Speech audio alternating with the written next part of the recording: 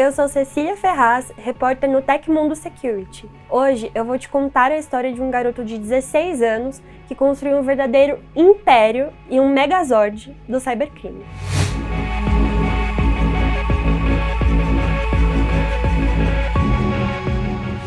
Você provavelmente já ouviu falar do Lapsus, Scattered Spider e Shiny Hunters, talvez até do mais recente, o Scattered Lapsus Hunters, responsável pelo ataque massivo a Salesforce. Mas você sabia que no centro de tudo isso está um adolescente, fundador do Lapsus, que construiu um dos maiores impérios do cybercrime, ameaçando vazar o código do GTA 6 e que conseguiu atacar a produtora do jogo usando um Fire TV a partir de um quarto de hotel onde estava internado?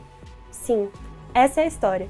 E nem sempre o dinheiro era o objetivo. A nossa história começa bem antes dos grandes vazamentos, lá em 2015, com as primeiras atividades de um coletivo brasileiro chamado Cyberteam. Eles atuaram no Brasil de 2015 a 2020 com ataques de negação de serviço, os DDoS e defacement.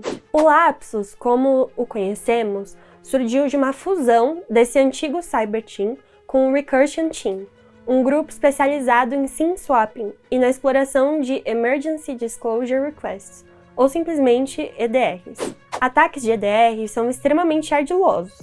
Eles exploram uma vulnerabilidade em um processo oficial usado por agências legislativas nos Estados Unidos para obter dados sensíveis de empresas de tecnologia em situações de emergência. Na prática, a formação original do Lapsus se passava por policiais usando muitas vezes e-mails reais da polícia que eles mesmos acessavam de forma ilícita. A grande estreia pública do Lapsus aconteceu em 10 de dezembro de 2021 e eles foram atrás de um alvo de altíssimo impacto, o Ministério da Saúde do Brasil. O ataque foi um caos. Os sistemas foram totalmente comprometidos e mais de 50 terabytes de dados foram exfiltrados e deletados. O ataque derrubou a base de dados de vacinação contra a Covid-19 e o site foi deixado fora do ar com uma mensagem pública: entre em contato conosco se quiser seus dados de volta. Essa comunicação direta e os alvos de alto impacto tornaram-se a marca registrada do grupo. No final de 2021, atacaram gigantes sul-americanas e portuguesas, como a Claro, Embratel, Correios, Empresa e a SIC. Em 2022, o Lapsus mudou o foco.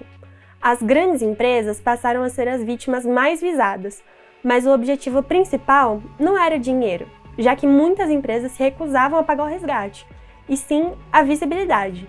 Em janeiro, eles invadiram a conta de um engenheiro de suporte da Citel, que prestava serviços para a Okta, uma das maiores provedoras de autenticação corporativa. A Okta ficou exposta por 5 dias, e o grupo teve acesso a tudo, desde planilhas com senhas de administradores até a base de dados completa de clientes. Fevereiro de 2022 foi o mês da NVIDIA.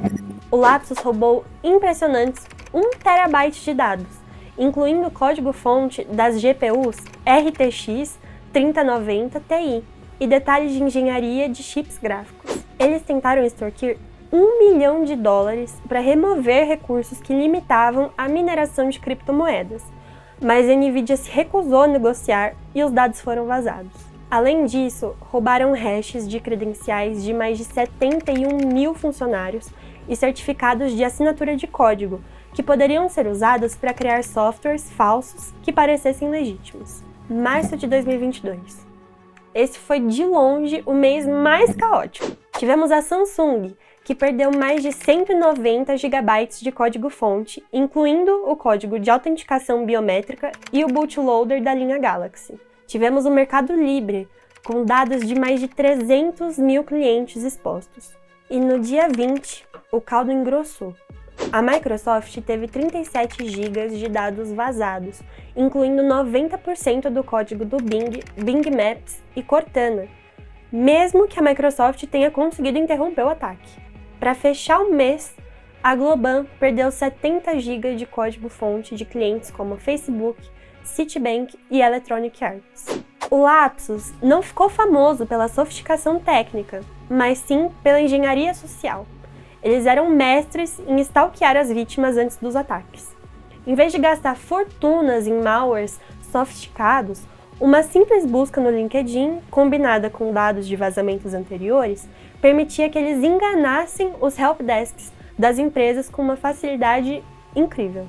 Eles venciam pelo cansaço, literalmente. No ataque à Uber, em setembro de 2022, usaram a técnica de fadiga de autenticação multifator. Essa técnica consiste em enviar centenas de notificações push de autenticação para os funcionários em horários inconvenientes, até que um deles, cansado e enganado por uma suposta mensagem do TI, autorizasse o acesso. E o que eles faziam com o dinheiro dos resgates? Eles reinvestiam de forma controversa. O grupo oferecia pagamentos de até $20 mil por semana para funcionários de telecomunicações que os ajudassem em golpes de SIM swapping. Além disso, o Lapsus anunciava publicamente em seu canal do Telegram pagamentos generosos para colaboradores de empresas-alvo que fornecessem credenciais ou aprovassem solicitações de MFA. Nenhum grupo de cybercrime havia arriscado recrutar parceiros de forma tão pública antes. Uma vez dentro, eles se sentiam em casa, usando ferramentas legítimas como RDP, Ndesk e comandos nativos do Windows. E para tirar onda, os criminosos participavam das chamadas de resposta a incidentes das vítimas, monitorando o Slack e o Teams em tempo real, e até mesmo tomando controle das telas compartilhadas para deletar os recursos ao vivo. Enquanto o Lapsus aproveitava a fama, outro grupo se formava em maio de 2022, o Scattered Spider. Ambos os grupos vieram da mesma nave-mãe, o ecossistema Decom, uma rede cybercriminosa com mais de 1.000 usuários adolescentes, muitos dos quais eram membros de ambos os grupos. A diferença principal era o objetivo. Se o Lapsus buscava visibilidade, o Scattered buscava lucro acima de tudo. Por isso, o novo grupo começou a atuar em conjunto com operadores profissionais de ransomware. O primeiro grande reconhecimento do Scattered Spider veio em setembro de 2023, nos cassinos de Las Vegas. Eles atacaram a MGM Resorts International e a Caesars Entertainment. Na MGM, o modus operandi foi o mesmo do Lapsus: ligações para helpdesks com informações privilegiadas. A MGM se recusou a pagar, o que resultou em 10 dias de operação parada e um prejuízo de mais de $100 milhões. Já a Caesars pagou $15 milhões, metade do resgate exigido, mas para evitar a divulgação dos dados do cliente, acabou pagando. A busca por lucro escalou em 2024, quando o Scattered Spider se uniu ao Shiny Hunters para uma campanha massiva contra ambientes Snowflake, uma plataforma de dados em nuvem. Essa campanha afetou mais de 165 organizações, incluindo a Ticketmaster, o Santander e a AT&T. Essa que, por exemplo, pagou cerca de $370 mil em Bitcoin para evitar a divulgação dos seus dados. É claro que tanto lucro atraiu a atenção da lei. Em julho de 2024, o Tyler Buchanan, atribuído como líder do Scattered Spider, foi preso na Espanha com mais de $27 milhões em Bitcoin. E um dos casos mais recentes é o de Talha Jubair, de 19 anos, que enfrentará a pena máxima de 95 anos por conspirar para cometer fraudes cibernéticas, financeiras e de lavagem de dinheiro. A gente não pode encerrar a história do Lapsus sem falar do seu líder, o Arion Kurtage.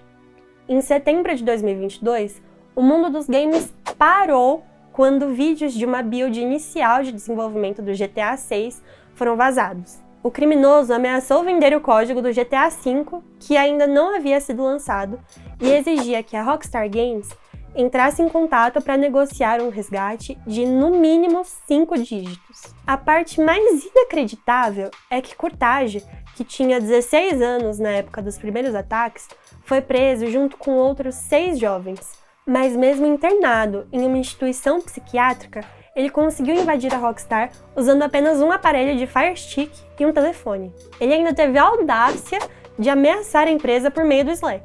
Kurtage era conhecido por diversos apelidos online, como Sigma, Official Pole e o Arion K4. Seria ingênuo pensar que o legado de Kurtage e do Lapsus terminaria ali. Então, em agosto desse ano, surgiu o Scatter Lapsus Hunters, oficialmente o Megazord da união entre Scattered Spider, Lapsus e Shiny Hunters. Cada um contribuiu com a sua especialidade. O Scattered Spider forneceu o acesso inicial através de engenharia social. O Shiny Hunters ficou com a exfiltração e publicação dos dados. E os membros do Lapsus, que não eram da formação original, cuidaram da engenharia social. Esse novo coletivo realizou uma campanha sofisticada contra a Salesforce e centenas de empresas globais entre outubro de 2024 e setembro de 2025. A primeira onda, chamada UNC 6040, utilizou o Vishing, ou Phishing por voz, com inteligência artificial para simular vozes e sotaques realistas. Eles ligavam-se passando por equipes de TI e escalavam os ataques para milhares de alvos simultaneamente. Eles enganavam os funcionários para que autorizassem Connected Apps maliciosos, o que gerava tokens de autenticação de longa duração que ignoravam a autenticação multifator e davam acesso persistente aos dados do CRM. A segunda onda explorou a cadeia de suprimentos, comprometendo o GitHub da Salesloft e o ambiente AWS do chatbot Drift, que se integra à Salesforce. Os atacantes acessaram dados de centenas de organizações, incluindo gigantes como o Google, Cloudflare, Palo Alto Networks, Qantas e Kering-Gucci, entre março e agosto de 2025. O foco principal estava nos tickets de suporte da Salesforce, que muitas vezes armazenavam credenciais, chaves AWS, tokens da Snowflake e senhas em texto. Estima-se que a campanha tenha afetado mais de 700 organizações, roubando entre 989 milhões e 1,5 bilhão de registros, incluindo informações pessoais sensíveis, dados de cartão de pagamento e perfis de clientes de alto valor. O grupo chegou a exigir da Salesforce um pagamento de 20 bitcoins, cerca de 1,3 milhão de dólares, para não divulgar os dados. Eles ameaçaram informar reguladores nos Estados Unidos e Europa e publicaram a documentação que supostamente revelaria a negligência da companhia. Embora a Salesforce negue que a plataforma tenha sido comprometida, afirmando não haver evidências de vulnerabilidades exploradas, os especialistas em segurança destacam que o Scatter Lapsus Hunters demonstrou uma clara evolução, aprendendo com as prisões anteriores e explorando terceirizados como multiplicadores de acesso. Eles inclusive reivindicaram ataques recentes ao Discord e ao Zendesk. Entre adolescentes hackers, prisões e ataques a Big Techs, o que podemos fazer é esperar os próximos capítulos desta história do Megazord do cybercrime. Por hoje é só. Se você gostou de decifrar essa teia do cybercrime, não deixe de se inscrever no canal do Tecmundo Security. Eu sou a Cecília Ferraz e a gente se vê no próximo episódio.